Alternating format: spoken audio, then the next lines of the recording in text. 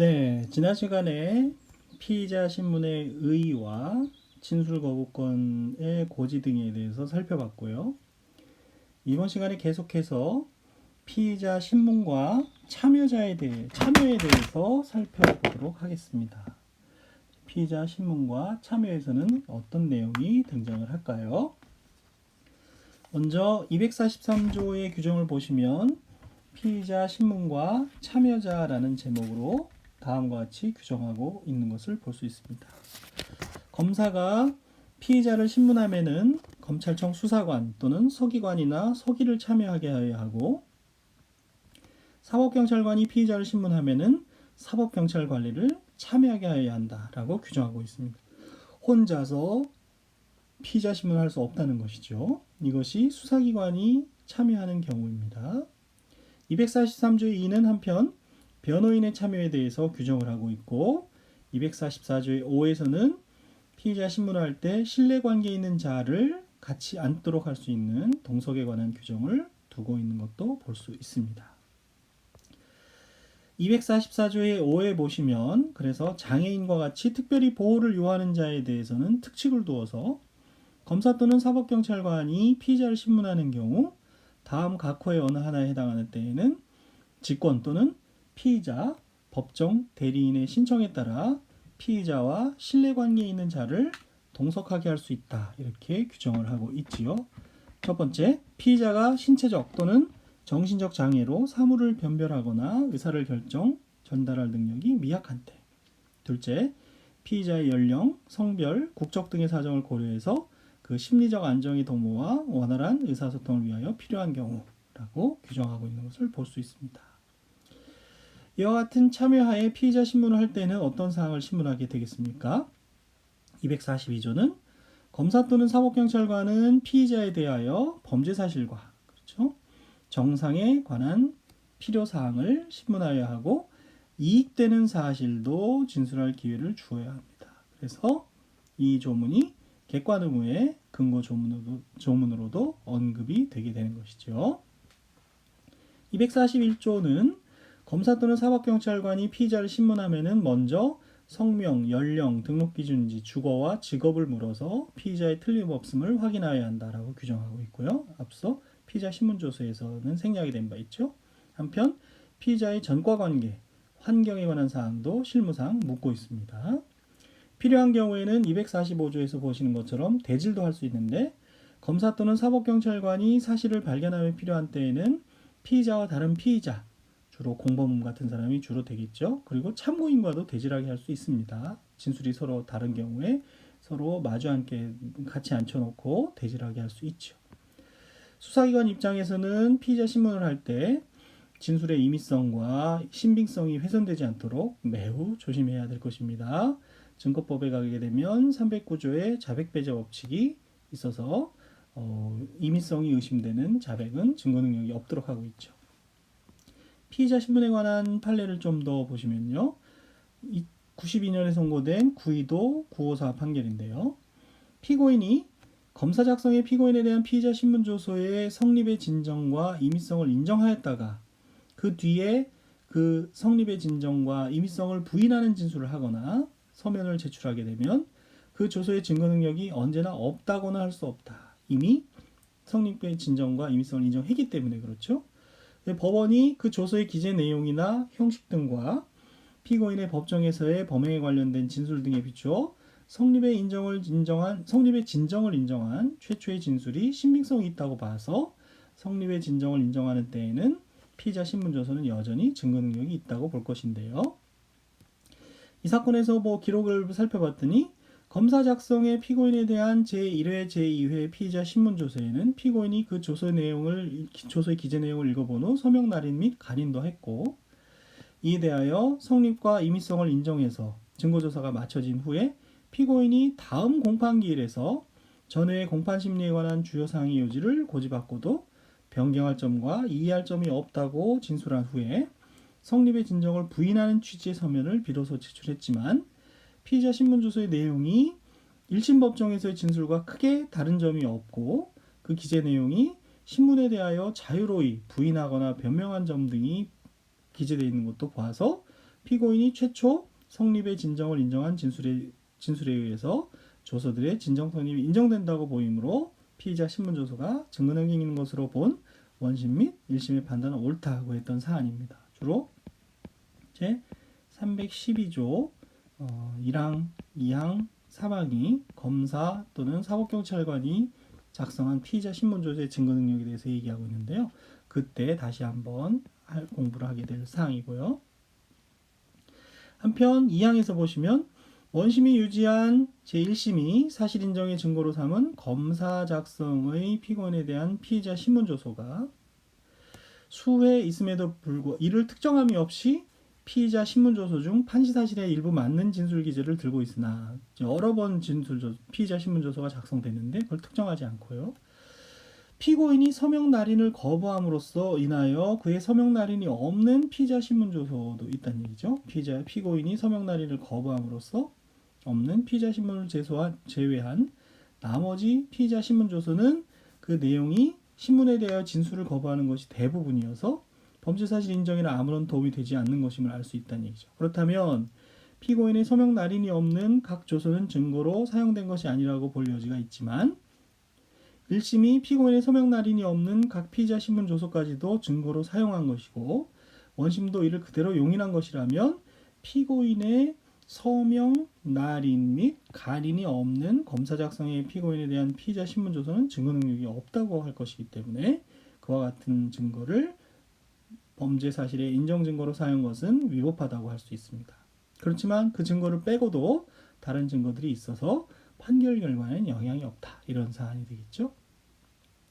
그래서 피의자 신문조서의 증거 능력을 갖추려면 성립의 진정이나 임의성이 인정돼야 된다는 앞부분, 그리고 피고인의 서명 날인 간인이 없는 피의자 신문조서는 증거 능력이 없다는 뒷부분, 이렇게 두 가지 부분으로 나누어서 이해를 해야 되는 판결이 되겠습니다. 그 피의자 신문 사항은 그렇고 피의자 신문조서를 작성하게 되는데 피의자 신문을 하게 되면요. 244조 1항은 피의자의 진술은 조서에 기재하여야 한다고 규정을 하고 있습니다. 피의자 신문조서. 그리고 2항은 제1항의 조서는 피의자에게 열람하게 하거나 읽어 들려주어야 하며 진술한 대로 기재되지 아니하였거나 사실과 다른 부분에 유무가 있는지 물어서 피의자가 증감 또는 변경의 청구 등 이의를 제기하거나 의견을 진술한 때에는 이를 조서에 추가로 기재를 해주어야 하는 것이죠. 그 경우 피의자가 이의를 제기하였던 부분은 읽을 수 있도록 남겨두어야 한다는 것입니다. 계속해서 같은 조 3항은 피의자가 피의자 신문조서에 대하여 이의나 의견이 없음을 진술한 때에는 피의자로 하여금 그 취지를 자필로 기재하게 하고 의견이 없습니다. 조서에 간인한 후 기명날인 또는 서명하게 한다. 이런 것을 갖추지 못하면 즉 형식적 진정 성립이라고 부르는 건데요. 증거 능력이 없다는 것은 바로 위에 판례에서 본 바가 있지요. 그래서 99년에 선고된 구구도 237 판결을 보시면요. 검사 작성의 피고인에 대한 피의자 신문조서는 그 말미에 피고인의 서명만이 있고 피고인이 자기 이름만 이렇게 쓴 거죠. 김갑동. 그리고 도장이 찍혀있지 않고 무인, 손도장도 찍혀있지 않았다는 거죠. 피고인은 그리고 진정성립을 부인하였다는 이유로 피의자 신문조서의 형식적 진정성립을 부정해서 증거 능력이 없다고 판단한 것이 옳다는 얘기입니다. 이와 같은 형식적 진정성립의 위항의 3항에서 설명한 부분이 갖춰지지 않으면 증거 능력이 없게 됩니다. 이 형식적 진정성립이란 말은 이제 현행법에서는 적법한 절차와 방식이라는 부분으로 좀 더 확대되게 됩니다. 적법한 절차와 방식에 대해서는 앞서 저희가 좀 살펴본 바가 있었죠. 진술 거부를 고지한다든지 변호인의 조력을 받을 권리를 고지한다든지 등과 같은 여러 가지 형사정법의 절차를 다 포함하는 겁니다. 형식적 진정 성립을 포함하는 더 큰 개념이 되겠습니다. 자, 현행법은 피의자 신문조서의 증거 능력에 대해서 사법경찰관과 검사가 작성한 경우 그 요건을 다르게 규정하고 있는데요. 형사정법 1항 내지 3항 아까 제가 말씀드렸는데 내후년 이 부분은 2022년부터 시행되는데요. 내후년 2022년부터 시행되는 형사소송법 개정법은 검사와 검사와 사법경찰관의 경우를 구분하지 않고 내용을 부인하면 증거 능력이 없는 것으로 규정을 하고 있습니다. 자세한 내용은 증거법 공부를 할 때 다루게 되고요. 실무상으로도 아주 중요한 부분이 되겠습니다. 한편 피의자 신문을 하면서 피의자 진술을 영상으로 녹화할 수도 있습니다. 244조 2 1항에 보시면 피의자의 진술은 영상 녹화할 수 있다. 참고인과 달리 동의 없이 바로 영상 녹화할 수 있습니다. 이 경우 피의자에게 미리 영상으로 녹화한다는 사실을 알려주어야 하고 조사를 개시한 때부터 종료한 때까지 전 과정을 녹화해야지 일부 과정만 녹화하면 안 됩니다. 그리고 진술하는 객관적 정황이 포함되도록 그렇게 영상을 녹화해야 되는데요. 같은 조 2항에 따르면은 그와 같이 영상 녹화가 완료된 때에는 피의자 또는 변호인 앞에서 지체 없이 원본을 봉인하고 피의자로 하여금 기명, 날인 또는 서명하게 해야 한다. 그 영상 녹화물이 바뀌거나 내용이 추가되거나 변조되거나 이런 것들을 방지하기 위한 조치가 되겠죠. 그래서 그리고 같은 조 3항은 그와 같은 경우 피의자 또는 변호인 요구가 있는 때는 영상 녹화물을 재생해서 과연 내가 진술한 대로 영상 녹화가 됐는지 다른 것이 포함되어 있지는 않은지 시청하게 해줘야 된다는 거죠. 그 경우 내용에 대해서 이의를 진술한 때에는 어떠한 이의가 있었다는 것을 서면으로 기재해서 영상 녹화물에 첨부하도록 하고 있고요. 자, 이와 같은 영상 녹화물에 대해서 학설상으로는 증거 능력을 어떻게 취급할 것이냐. 독립한 증거로서 증거 능력을 인정하자는 견해도 있지만 판례는요. 아래 다른 법률에서 다른 규정을 하고 있지 않으면 공소 사실을 인정하는 독립적인 증거로는 사용할 수 없다는 입장을 취하고 있습니다. 그렇게 되면 결국 피의자 진술을 영상 녹화한 것은 어떤 의미가 있느냐? 증거법에서 배우는 312조 2항 객관적인 방법이라고 하는 것인데요. 또 4항 참고인 진술조서의 증거능력, 수사 과정에서 작성한 진술서 5항에서 전문 서류의 진정성립 인정에 사용이 되게 됩니다. 네. 진정성립에 대해서는 이제 또 증거법에서 다루게 되겠고요. 여기서 자세하게 언급은 생략하도록 하겠습니다. 318조의 2항은 이제 탄핵 증거에 관한 것인데 그때 기억이 명백하지 않은 사항에 관해서 영상 녹화물의 증거 능력에 관한 것인데 기억이 명백하지 않은 사항을 기억 환기시키기 위해서 사용될 수 있다라는 용도로만 사용됩니다. 그래서 증거법에 가시면 이 부분도 이제 매우 중요하게 등장이 되는 중요한 이슈로가 되는데 피의자 진술을 영상 녹화한 것이 어떤 경우에 쓰일 수 있느냐. 아무래도 증거법을 공부하셔야 자세하게 이해할 수 있는 부분이 되겠습니다. 영상 녹화물과 관련해서 판례를 좀 더 살펴보면요. 2014년에 선고된 2011도 3509 3509 판결입니다.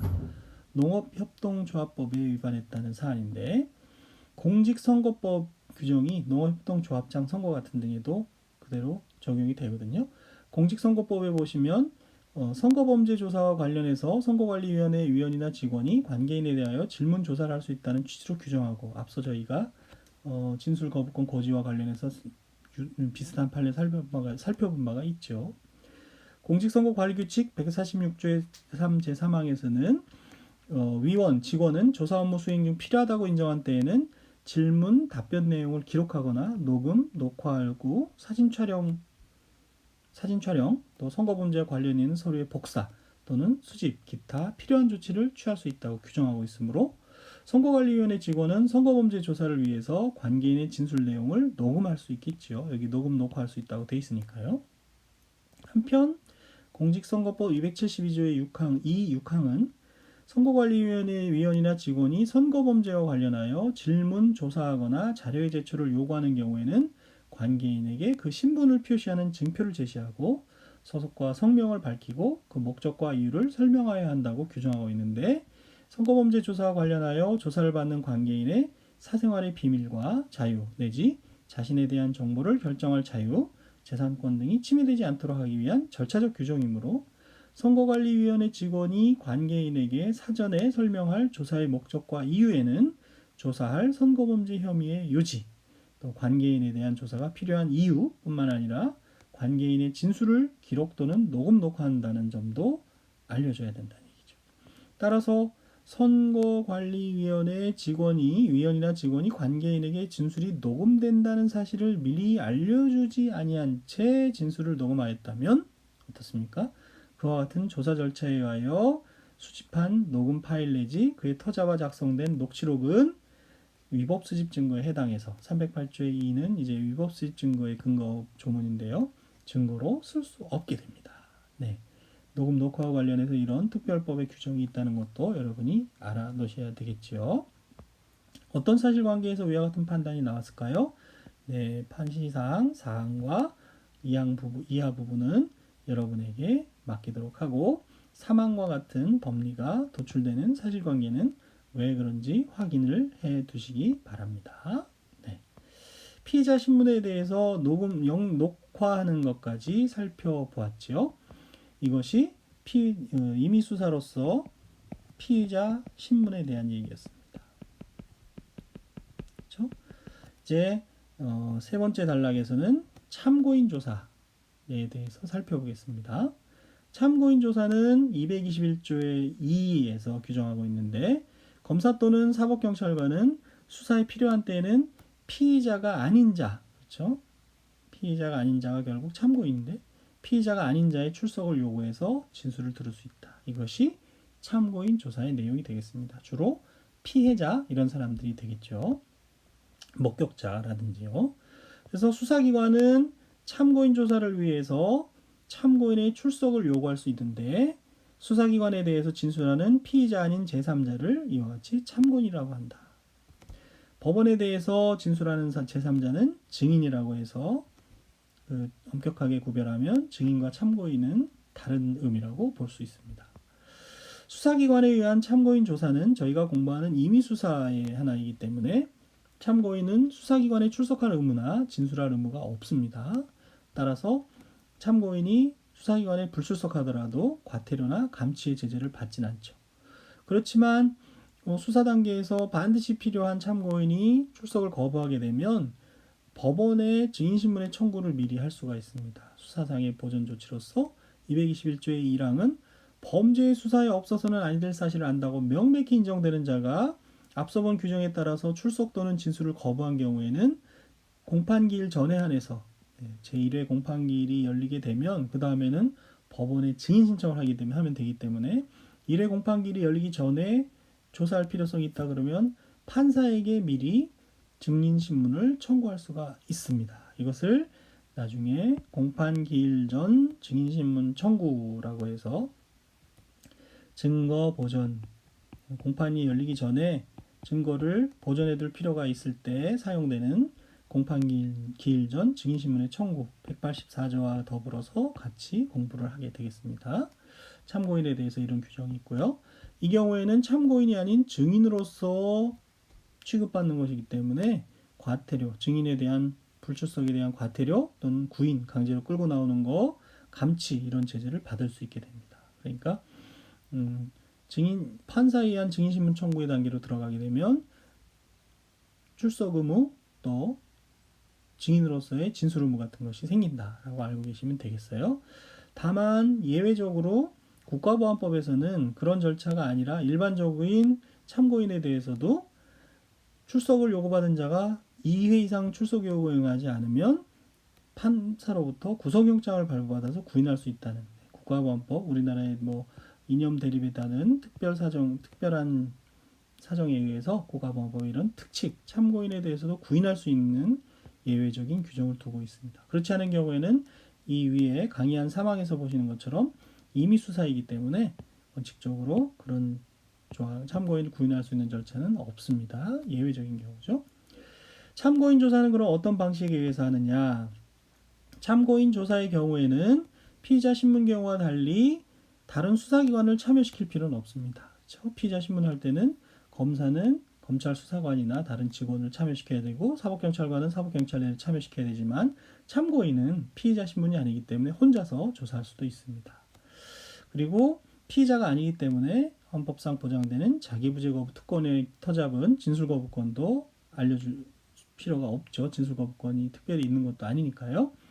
그리고 그렇지만 피해자를 참고인으로 조사하는 경우에 필요하다면 221조 사망의 규정에 의해서 신뢰관계에 있는 자의 동석에 관한 규정이 준용이 됩니다. 아까 장애인 등 특별 보호를 필요하는 사람들에 대한 신뢰관계 동석 규정이 신뢰관계에 있는 자에 대한 동석 규정이 참고인 조사에도 적용될 수 있다. 특히 성폭력을 당한 피해자라든지 아동학대 피해자 등을 조사할 때에는 옆에 누군가 앉아주는 것이 중요하지 않겠어요? 앉아서 도와주는 것이. 그래서 성폭력범죄 특별법에 관한 성폭력범죄 처벌 등에 관한 특례법 등에서는 다른 특별한 규정을 두고 있는 것을 볼 수 있다. 전담재판부도 두고 있고, 그렇죠? 전담 검사도 지정을 해서 피해자 보호에 만전을 기하려고 하고 있는 것을 볼 수 있습니다. 그 밖의 경우에는 이제 신뢰관계 있는 자의 경우에 앉을 수 있는 경우가 있죠.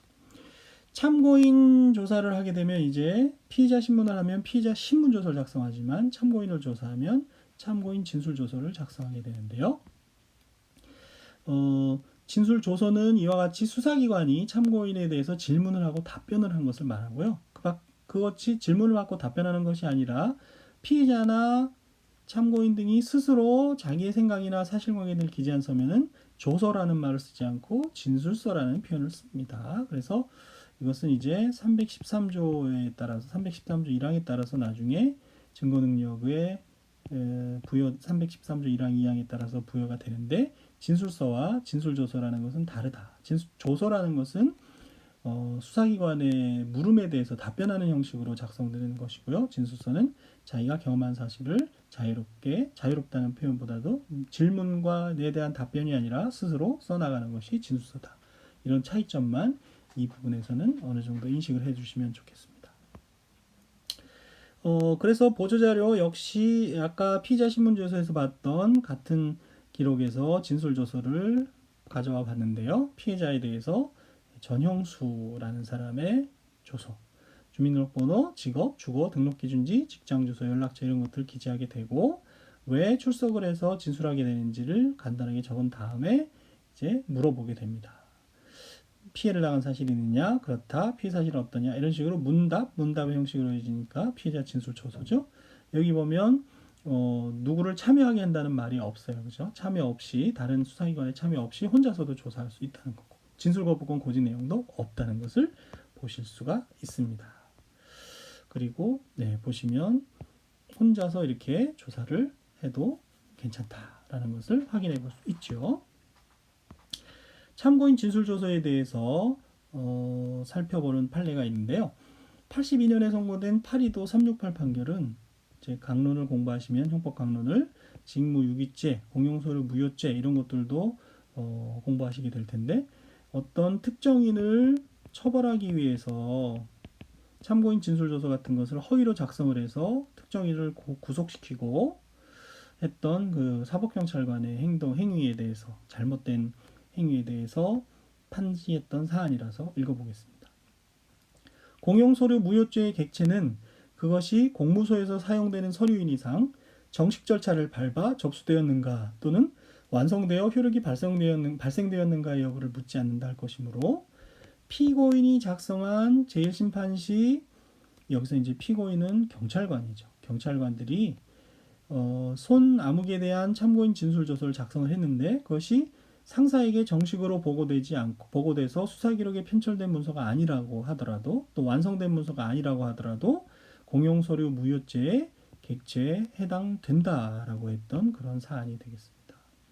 따라서 진술자가 서명 무인하고 간인까지 하였던 서류였음이 기록상 분명한 손 암흑에 대한 진술조서를 편철하지 아니한 채 보관하고 있다가 휴지통에 버려서 특정인을 처벌하는 데 도움이 안 되는 참고인 진술조서를 폐기하고 나머지 사항들로 해서 특정인을 처벌하려고 했던 그런 사안에 대한 판례인데 여기서는 저희가 진술조서의 시기가 진술조서가 반드시 수사기록이 편철되지 않더라도 공용서류 무효죄 객체가 될 수 있었다라는 것을 확인해보고 진술조서나 이런 조서의 작성이 그만큼 법률적으로 중요하다는 것을 확인해 볼 수 있겠습니다. 이와 같이 참고인 진술조서를 작성하게 되면 나중에 재판을 받을 때 그 참고인 진술조서가 증거능력을 가져야 되는데 312조 4항에서 규정을 하고 있습니다. 312조 4항은 역시 증거법을 공부할 때 공부하시게 될 텐데요. 그 312조 4항의 내용은 그냥 좀만 읽어보고 넘어가겠습니다. 검사 또는 사법경찰관이 피고인이 아닌 자의 진술을 기재한 조서는 적법한 절차와 방식에 따라 작성된 것으로서 그 조서가 검사 또는 사법경찰관 앞에서 진술한 내용과 동일하게 기재되어 있음이 원 진술자의 공판준비 또는 공판기일에서의 진술이나 영상녹화물 또는 그 밖의 객관적인 방법에 의하여 증명되고, 피고인 또는 변호인이 공판준비 또는 공판기일에 그 기재 내용에 관하여 원 진술자를 신문할 수 있었던 때에는 증거로 할 수 있다. 다만 그 조서에 기재된 진술이 특히 신빙할 수 있는 상태하에서 행하여졌음이 증명된 때 한한다. 자세한 공부는 증거법 시간에 하도록 하겠습니다. 221조 1항은 검사 또는 사법경찰관은 수사에 필요한 때에는 피의자가 아닌 자의 출석을 요구하여 진술을 들을 수 있다라고 규정을 하고 있죠. 그 경우 피의자 신문과 달리 동의를 받지 않고 피의자 신문과 달리 동의를 받아서 참고인 같은 경우에는 영상 녹화할 수 있다라고 규정을 하고 있습니다. 그와 같이 영상 녹화한 영상 녹화물은 312조 4항 금방 읽어본 조문과 뒤에서 공부할 318조의 2 제2항이 정하는 바에 따라서 기업 환기용으로 역시 사용될 수 있는데, 그것에 대해서 판결을 살펴보면요, 역시 참고인 진술의 영상 녹화물에 대해서 독립적인 증거 능력을 인정하는 것이 아니고 이 312조 4항의 참고인 진술 조서의 증거 능력을 인정하는 요건의 하나로서, 또는 318조의 2 제2항과 같이 기억을 환기하는 용도로 사용됐을 뿐이라는 것이 대법원 판례 입장이고, 그것이 표현된 판례가 아래에 나오는 2012도 5041 판결이 되겠습니다. 그래서 이것이 역시 증거법에 관한 조문이 되어서 자세한 설명은 생략을 하고, 특별법의 규정이 있으면 영상 녹화물이 증거 능력으로 사용될 수 있습니다. 예를 들면 2항에서 보시는 성폭력 범죄 처벌 등에 관한 특례법이 그런데요. 그렇지 않은 경우에는 참고인의 진술에 대한 영상 녹화물이 1.1항에 제가 마지막 부분에 줄치고 있는 것처럼 증거로 사용될 수 있는 경우는 앞서 설명한 것처럼 312조 4항의 경우나 318조 2의 2항의 경우에 제한된다는 판례를 볼 수가 있습니다. 그렇지만 금방 설명드린 것처럼 특별법에서는 참고인 진술을 영상 녹화한 것이 증거 능력을 갖고 있다고 규정한 경우를 볼 수 있고, 그와 같은 규정이 없는 경우에는 증거 능력이 없다는 것이 판례의 입장입니다. 그 부분에 대해서 나머지 부분도 역시 여러분에게 공부를 일임하는 것으로 그렇게 하도록 하겠습니다. 그 다음에 참고인 참고인 진술과 관련해 참고인 조사와 관련해서 2009년에 선고된 2009도 11,575호 판결이 있고요. 참고인 조사 경우에도 수사 과정을 기록해야 된다. 아까 조사 장소에 언제 도착을 해서 언제 나갔는지 이런 것들도 조사를 기록을 해야 된다는 것을 참고인 피의자 신문 조서를 공부하면서 공부한 바가 있지요. 기타 임의 수사 방법은 다음 주에 하기로 하고 다소 시간이 경과됐지만 참고인 조사는 마저 공부를 하는 것이 좋을 것 같아서 2009도 11575 판결부터 읽어보고 마치도록 하겠습니다. 2009도 11575 판결은요, 성폭력 범죄 처벌 및 피해자 보호 등에 관한 법률 21조의 3회 검사 또는 사법경찰관은 성폭력 범죄를 당한 피해자의 연령, 심리상태 또는 후유장애의 유무 등을 신중하게 고려하여 조사 과정에서 피해자의 인격이나 명예가 손상되거나 사적인 비밀이 침해되지 않도록 주의하여야 한다. 이른바 2차적 피해가 벌어지지 않도록 조심해야 되겠죠. 그래서 제1항의 피해자가 만약에 16세 미만이거나 신체장애 또는 정신상의 장애로 사물을 변별하거나 의사를 결정할 능력이 미약한 때에는 피해자의 진술 내용과 조사 과정을 비디오 녹화기 등 영상물 녹화 장치에 의하여 촬영 보존하여야 한다. 그래서 영상 녹화를 아예 의무로 규정하고 있습니다. 그리고 그 영상 녹화를 통해서 법정에 나오지 않고 영상 녹화물이 증거 능력을 갖도록 그렇게 한 거죠. 그리고 다만 피해자가 원하지 않는 때에는 촬영을 해서는 안 되지만, 그렇지 않은 경우에는 원칙적으로 촬영을 해서 그와 같이 촬영한 영상물에 수록된 피해자의 진술은 공판준비, 공판기일에서 그렇죠? 피해자 또는 조사 과정에 동석하였던 신뢰관계 있는 자의 진술에 의하여 성립의 진정이 인정되면 바로 증거로 쓸 수 있도록 그렇게 하고 있습니다. 일반적인 경우와 다른 거죠. 그래서 법률에 따라 그 성폭력 범죄의 처벌 및 피해자 보호 등에 관한 법률에 따라서 촬영한 영상물에 수록된 피해자의 진술은요, 조사 과정에 동석하였던 신뢰관계 있는 자의 진술에 의해서 성립의 진정이 인정되면 증거로 할 수 있다는 얘기가 되겠습니다. 그런 그 이유는 다시 법정에 출석해서 증언해야 되는 그런 어려움을 해소해 주기 위한 것이라고 보시면 되겠습니다. 2, 3, 4에 대한 공부는 역시 여러분이 해 주시기 바라고요. 수사 과정을 기록해야 되는 것은 피의자 신문과 마찬가지라는 것이 244조의 4 제3항에 대해서 준용을 하고 있어서 볼 수 있지요. 2013년에 선고된 2013도 8085호 판결 등 판결을 보면 타인의 형사사건 또는 징계사건에 관한 증거를 위조한 경우에 성립을 하게 되는 증거위조죄라는 게 있어요. 이제 형법 강론 마지막 부분 쪽에 또 보시면 나올 텐데, 여기서 증거라고 하는 것은 타인의 형사사건 또는 징계사건에 관하여 수사기관이나 법원 또는 징계기관이 국가의 형벌권 또는 징계권의 유무를 확인하는 데 관계가 있다고 인정되는 일체의 자료를 의미하고, 타인에게 유리한 것이냐 불리한 것이냐를 가리지 않고 증거 가치가 있느냐 없느냐, 얼마나 증거 가치가 있느냐를 따지지 않는다. 따라서 증거위조죄에서의 위조라는 것은 문서에 관한 위조죄, 문서위조죄 개념과 달리 새로운 증거의 창조를 의미하는 것이다. 증거위조죄, 위조의 의미는 사문서위조죄 위조와 다릅니다. 그것을 나중에 사문서위조죄를 공부하시면서 확인해 보시고요. 그리하여 참고인이 타인의 형사사건 등에 관하여 제3자와 대화를 하면서 허위로 진술하고 위와 같은 허위 진술이 담긴 대화 내용을 녹음한 녹음 파일 또는 이를 녹취한 녹취록은 참고인의 허위 진술 자체 또는 참고인 작성의 허위 사실 확인서 등과는 달리 그 진술 내용만이 증거 자료로 되는 것이 아니고 녹음 당시에 담겨 있는 다른 현장 음향 등이라든지 제3자의 진술도 포함되어 있어서 그 일체가 증거 자료가 된다고 할 것이므로 그와 같은 자료들은 증거위조죄에서 말하는 증거에 해당한다는 것입니다. 그와 같이 참고인의 허위 진술이 담긴 대화 내용을 녹음한 녹음 파일 또는 이를 녹취한 녹취록을 만들어내는 행위는 무엇보다도 녹음의 자연스러움을 뒷받침하는 현장성이 강하여 단순한 허위 진술 또는 허위의 사실 확인서 등에 비해서 수사기관 등을 증거 가치를 판단함에 있어서 오도할 위험성을 현저히 증대시킨다고 하겠지요. 그렇죠? 녹음을 해놓으면 이러한 행위는 허위의 증거를 새로이 작출하는 행위로서 증거위조죄에서 말하는 위조에도 해당된다. 증거에도 해당하고 증거위조죄에서 말하는 증거위조에도 해당된다.